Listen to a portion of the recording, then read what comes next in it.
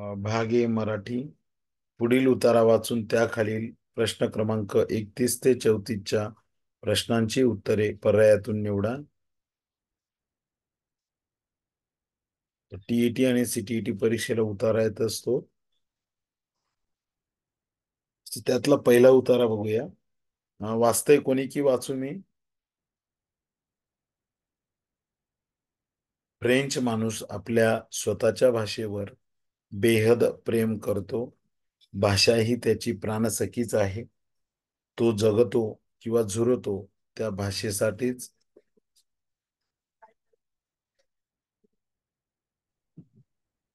तो जगतो किंवा झुरतो ते तिच्यासाठीच. हिचे पुत्र आम्ही हिचे पांग फेडू असे तो केवळ कवितेत म्हणत नाही, तर तिच्या संवर्धनासाठी प्रसारासाठी तो मिशनरी वृत्तीने झटतो, प्रसंगी झगडतोही. एखादा नवीन शब्द शब्दकोशात समाविष्ट करून घ्यायचा असेल तर त्यासाठी सर्वोच्च फ्रेंच अकादमीची मान्यता मिळवावी लागते.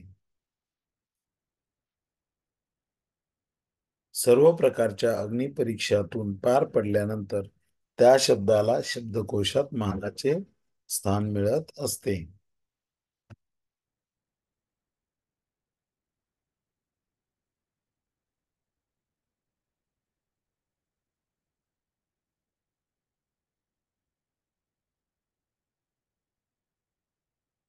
भाषा हे संपर्काचे एक साधन आहे, तेव्हा भाषेच्या अभिमानाने माणसानं माथेफिरू होऊ नये हे खरं आहे. परंतु त्याचबरोबर भाषा ही समाज पुरुषाच्या जीवनाला चेतना देणाऱ्या रक्तासारखी आहे. ती दूषित होणार नाही याकडेही लक्ष पुरवणं आवश्यक आहे. फ्रेंचांप्रमाणे जर्मन लोकांनाही आपल्या भाषेविषयी प्रेम आहे. आपली भाषा इतरांनी शिकावी म्हणून त्यांनी जगभर केंद्रे काढली आहेत. परंतु त्याचबरोबर अन्य भाषांवरही त्यांचं प्रेम आहे. जर्मन पंडितांचं संस्कृत भाषेवरचं प्रेम सर्वज्ञात आहे. संस्कृतचा अभ्यास भारतापेक्षा जर्मनीत अधिक होत असावा. चला आता या संदर्भातले काही प्रश्न बघणार आहोत आपण. भाषेला लेखकाने कोणती उपमा दिलेली आहे?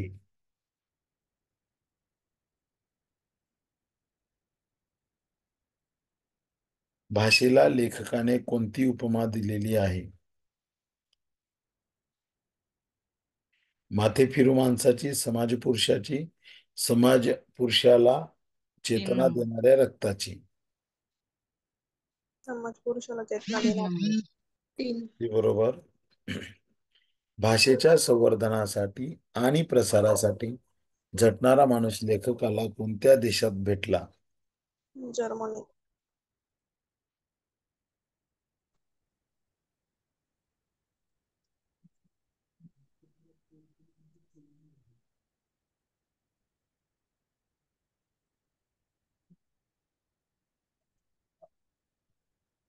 काय प्रश्न आहे आपला? भाषेच्या संवर्धनासाठी आणि प्रसारणासाठी झटणारा माणूस लेखकाला कोणत्या देशात भेटला?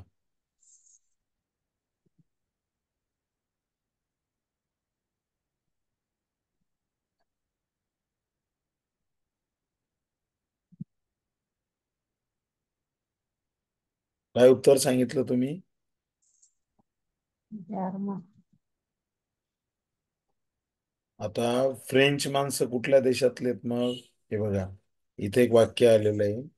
फ्रेंच माणूस आपल्या स्वतःच्या भाषेवर बेहद प्रेम करतो. भाषा ही त्याची प्राणसखीच. तो झुरतो तिच्यासाठी. हिचे पुत्र आम्ही हिचे पांग फेडू असे ते केवळ कवितेत न म्हणता तिच्या संवर्धनासाठी आणि प्रसारासाठी तो मिशनरी वृत्तीने झटतो, प्रसंगी झगडतोही. काय उत्तर येणार मग? फ्रेंच माणसं तर फ्रेंच. पर्याय कुठल्या देशाचा येणार आहे? Bharat, Germany, England, France. France. French जे आहे ते फ्रान्सचे. जर्मन पंडितांचं अन्य कोणत्या भाषेवर प्रेम आहे? संस्कृत. अगदी बरोबर. ट्रान्सलेट. आपली भाषा इतरांनी शिकावी म्हणून जगभर प्रसार करणारा देश कोणता? भारत. फ्रान्स.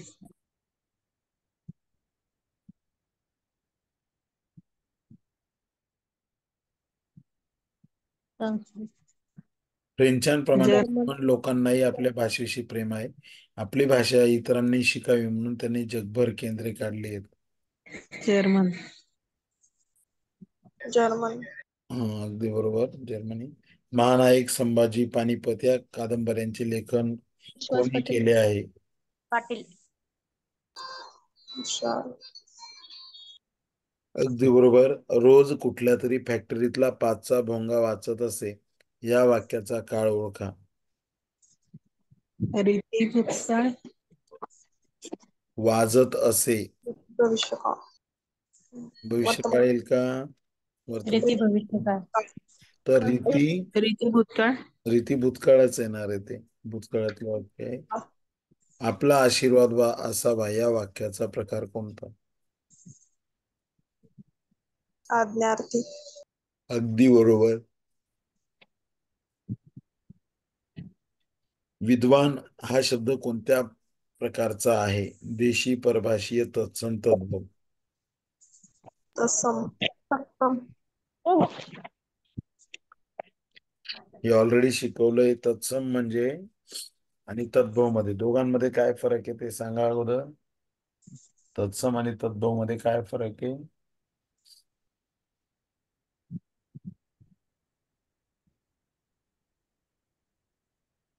तत्सम म्हणजे जसाच्या तसा आणि तद्भव म्हणजे त्यात बदल करून.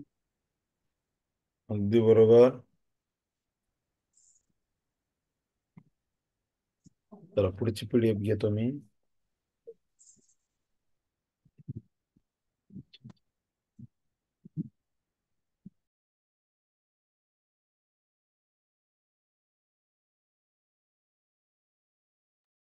परीक्षेच्या दृष्टीने आपण पर्यावरणीय अध्ययनचा भाग बघूया.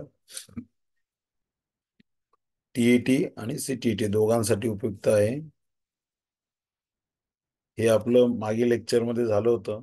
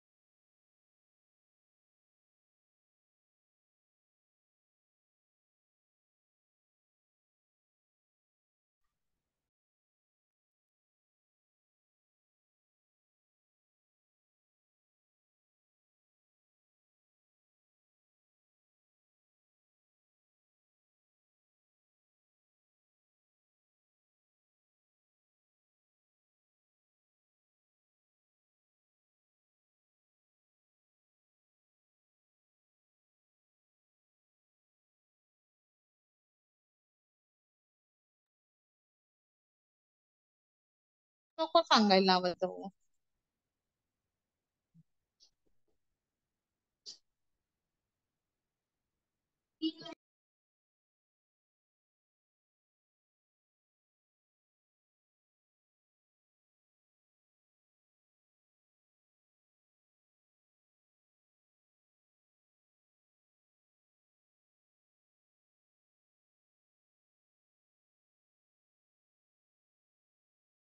हे झालं होतं का आपलं पौधों की विशेषताएं? बरीच पीडीएफ आपली झालेली होती.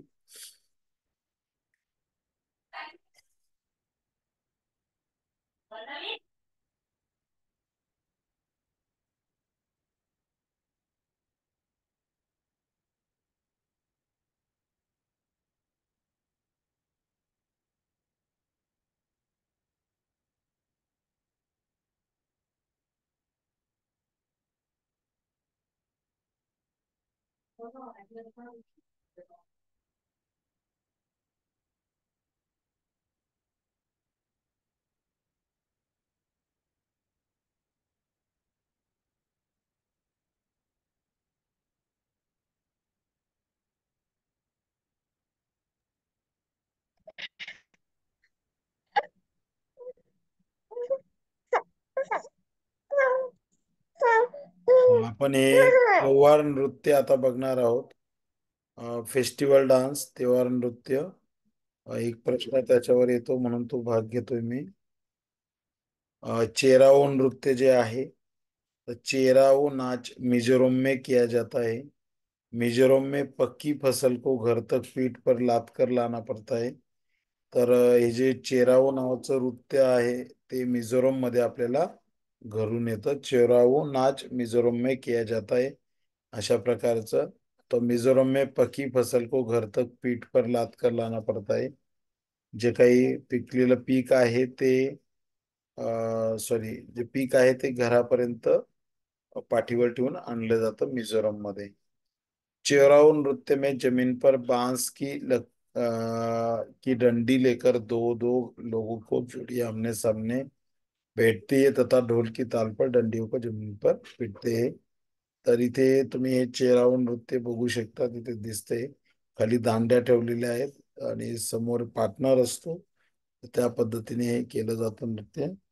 आकृतीमध्ये दिसतंय. परीक्षेला जर आकृती आली आणि विचारलं की हे नृत्य कोणतं आहे तर हे चेराओ नावाचं नृत्य आहे. दुसरा आहे बिहू नावाचा त्योहार, बिहू फेस्टिवल. चावल फसल कटाई पर आसाम में.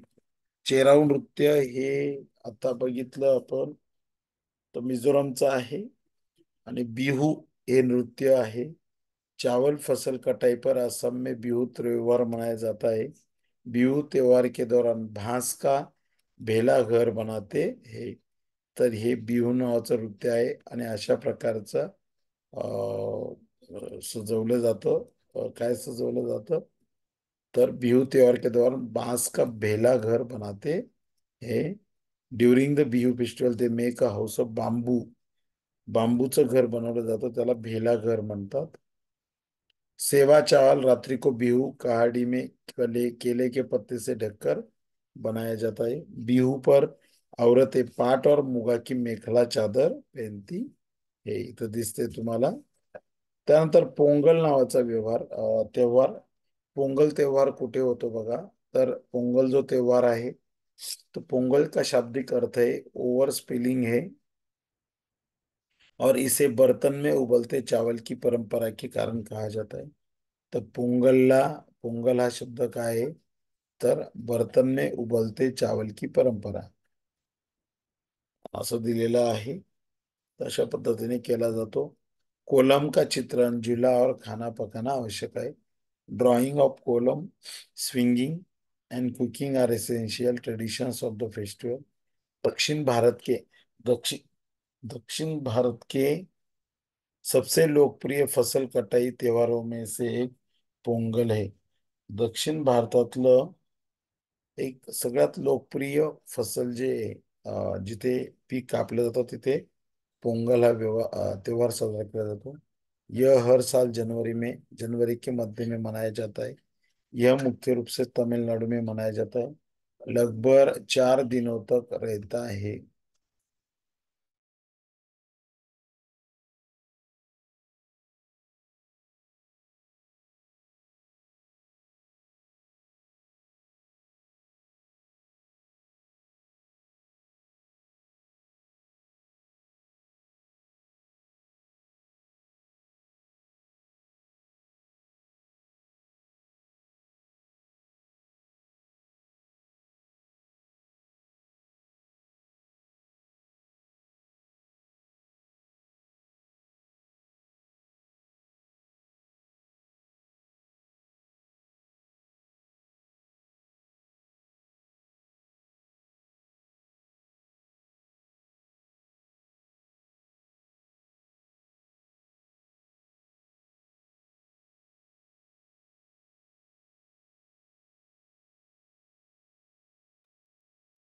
यह हर साल जनवरी के मध्य में मनाया जाता है.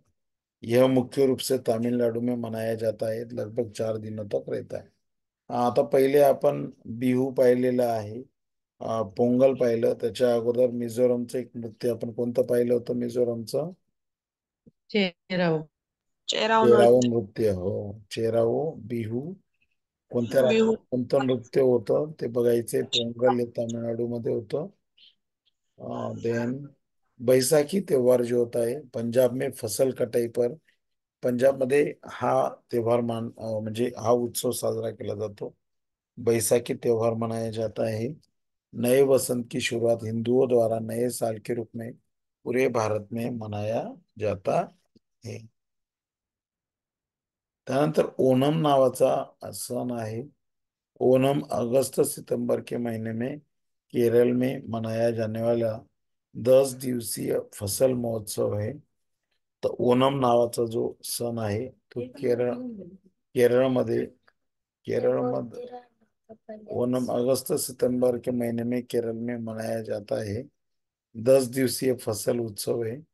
तर अशा पद्धतीने उत्सव के लिए नृत्य और वल्लम कली नामक एक सांप नौका दौड़ और नमूला बोट रेस प्रतियोगिता का भी आयोजित किया जाता है। तर हे तुम्ही युट्यूबला बघू शकतात। तर ह्या सणामध्ये अशा प्रकारची बोट असते आणि त्या बोटीमध्ये एवढे लोक बसतात आणि त्यांची एक स्पर्धा लागलेली असते। तर त्या सणाला म्हटलं जातं ओणम नावाचा सण, केरळमधला सण आहे तो। शास्त्रीय नृत्य क्लासिकल डांस फेस्टिवल, भरतनाट्यम को सबसे प्राचीन नृत्य माना जाता है। हा प्रश्न येऊ शकतो, जगातलं सगळ्यात प्राचीन नृत्य कोणतं आहे? तर भरतनाट्यम को सबसे प्राचीन नृत्य माना जाता है। इस नृत्य को तमिलनाडु में देवदासियों द्वारा विकसित और प्रसारित किया गया था। तो तामिळनाडूमध्ये देवदासी प्रथा होती, त्यांनी खऱ्या अर्थाने हे भरतनाट्यम जगासमोर आणलं, प्रसारित केलेलं आहे। तमिलनाडु के रहने वाले रोज सुबह फर्श पर कोलम बनाते हैं और ये बिंदुओं से बनाए जाते हैं। The people of Tamil Nadu makes coulombs on the floor every morning. These R made from points. Odissi भारतीय राज्य उड़ीसा की शास्त्रीय नृत्य शैली आहे। तर उडीसाची शास्त्रीय नृत्य शैली कोणती? तर ओडिसी आहे, ओडिसी। आता बघा आपण जे डान्स प्रकार पाहिले तर राज्य आणि त्यांचे नृत्य प्रकार कोणते आहेत? कर्नाटक यक्षगान, केरळ कथकली। तर यक्षगान हे जे नृत्य आहे ते कर्नाटकचं आहे। केरळचं नृत्य जे आहे ते कथकली आहे।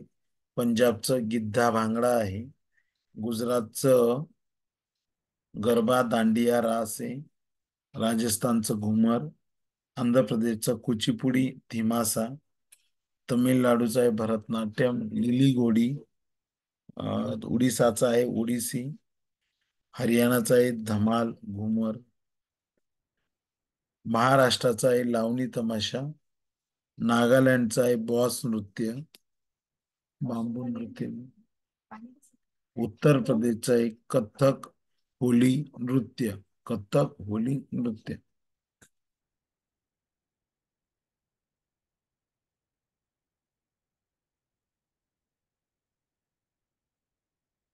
निम्नलिखित में से किस राज्य में चावल की फसल कटाई पर बिहू त्योहार मनाया जाता है? आसाम। आसाम। आसाम। आसाम। आसाम। निम्नलिखित में से बिहू त्योहार किस माह में मनाया जाता है? जनवरी।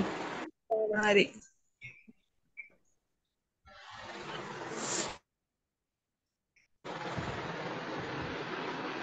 आता आपण चमकता सितारा बघणार आहोत। Girl star Anita Khushwah.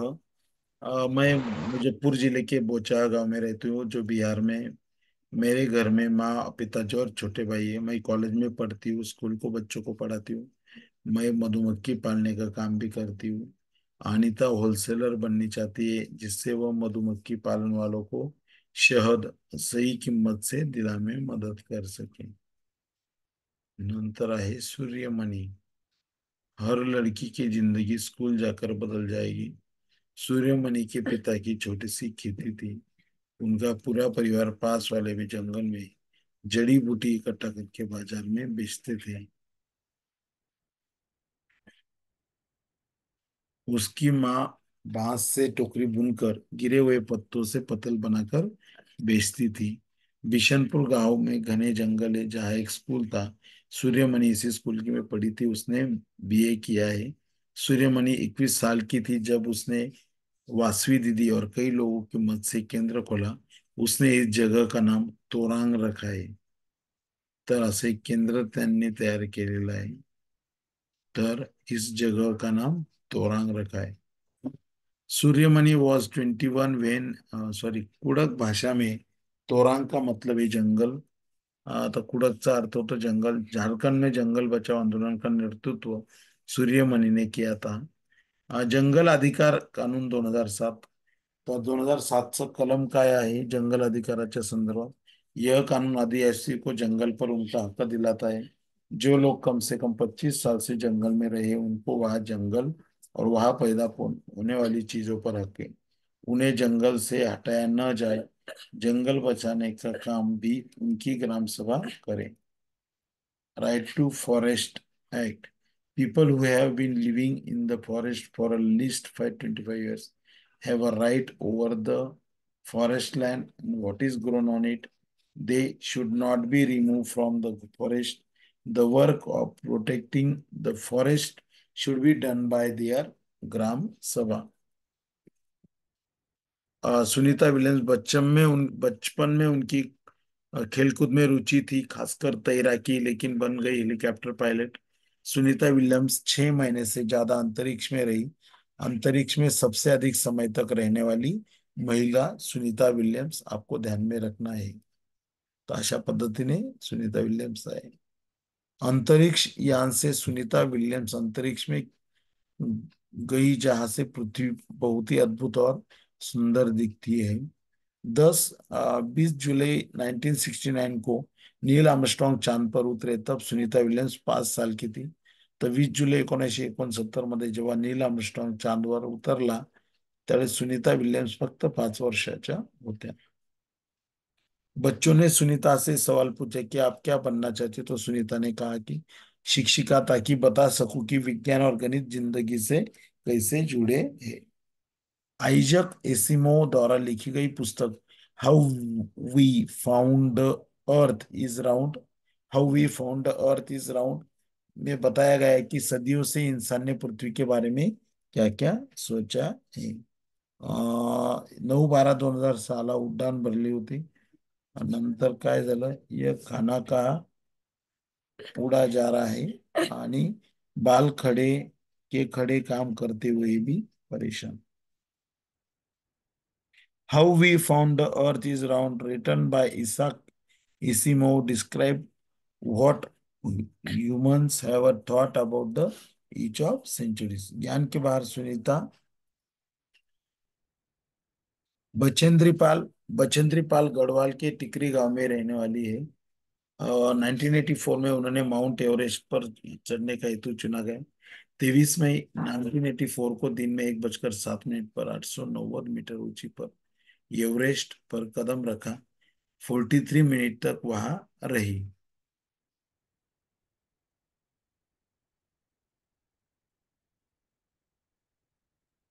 यह विश्व की 5वीं महिला बनी जो एवरेस्ट पर गई।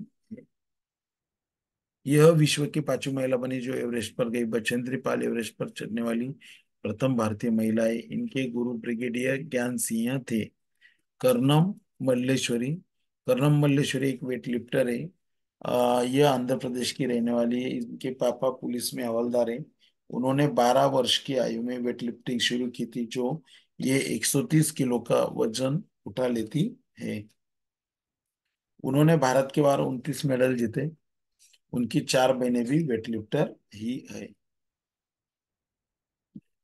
Lieutenant commander Waheeda prism lieutenant commander Waheeda prism भारतीय नौसेना में डॉक्टर है और नौसेना के समुद्री जहाज पर काम करने वाली गिनी चुनी महिलाओं में से एक है। यह पहली महिला है जिन्होंने एक पूरी परेड की कमान संभाल ली। यह जम्मू कश्मीर के राजौरी जिले के थना मंडी नाम के बहुत छोटे गांव की है। जब परेड होती है तो लीडर के पीछे 4 टुकड़ियां चलती है। पूरी परेड में 36 निर्देश होते हैं। प्रिज्मा एक तिकोना कांच होता है जो 7 रंग दिखाता है।